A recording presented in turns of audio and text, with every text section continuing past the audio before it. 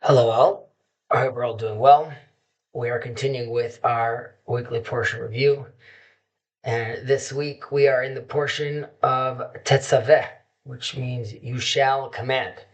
And following last portion of Truma, of the gift that we were bringing towards the tabernacle, um, this portion really focuses on God continuing His commandments with regards to the the garments that are made for the priests, the sacred garments, of course, and we have to actually conduct the ordination, the chanukah of the tabernacle.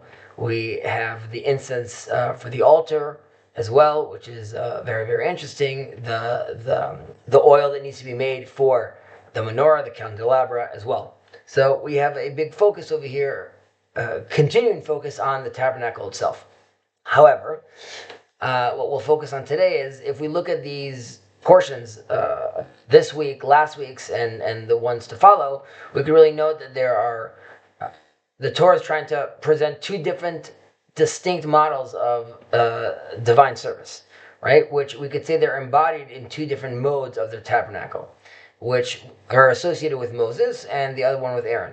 And these two structures really, they represent two fundamental different paradigms of spirituality, right? So in Moses' Torah, which appears in last week's portion in Truma, where Aaron is not mentioned at all, right? He's very absent from that portion.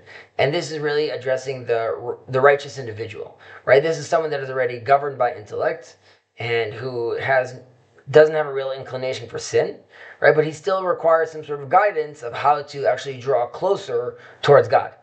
Now, in contrast to that, in Aaron's Torah, which appears in this week's portion, and we see Moses is actually absent, this is assuming a person is actually does have an inclination towards sin, and he does need more guidance both to how to prevent the sin and how to correct it if he does transgress.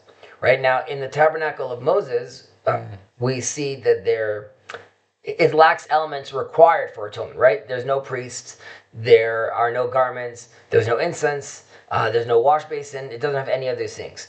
Now, in contrast, in the tabernacle of Aaron, right, we see that it's operating sort of through the imaginal, right? The verse tells us to make him holy garments that are full of glory and splendor, right? So these garments are here to leave a very profound impression on one's soul. Now, another distinction is Moses' tabernacle is built voluntarily, right? We're saying truma is something that you are donating, a gift that you're donating towards the tabernacle. And then we're really relying on the generosity of the people of Israel. And there's no need for a commandment. However, in Aaron's tabernacle, we require an explicit commandment, and that's also the name of the portion. You shall command, right? So according to Moses' Torah, man is really inherently good, and he naturally wishes to contribute. And in Aaron's Torah, this is assuming man is weak and he has to be commanded to do what's right. Now, only if we look at Aaron's model, if it was only him presented, that would sort of imply that sin is inevitable, right? And we can't even imagine life without sin, which would really make the foundation of the divine service be focused on sin, which is more akin to our Christian brothers and sisters. And that's why we have the model of Moses' tabernacle and why it comes first, right? And this is really it's demonstrating to us that it is possible to govern oneself through the intellect and to serve God without sin, right? And this is the ideal method, right? That we want to be teaching someone that he has the ability to serve God without sin. Yet, if he does sin, of course, there is a path towards redemption, towards rectification. Now, if we want to bring the sinner closer, Aaron Torah really allows us to do so by descending to the sinner's level in order to elevate him. And this is what we saw was attempted by Aaron in the golden calf.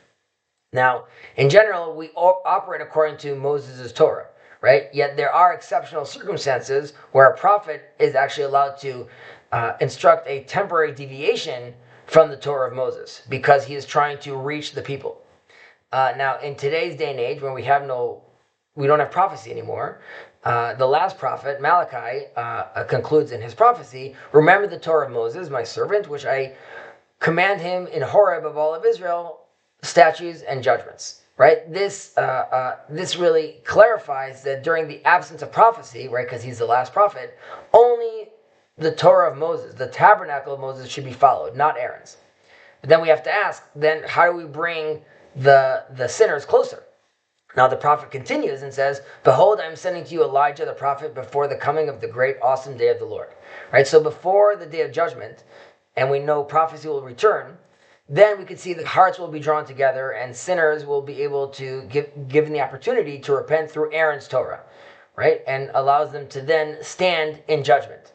And in an era of redemption, which we actually started returning to returning into the tent of Aaron, into the tabernacle of Aaron, we could see this in the teachings of Rabbi Kook, who wrote that I see the light of Elijah rising.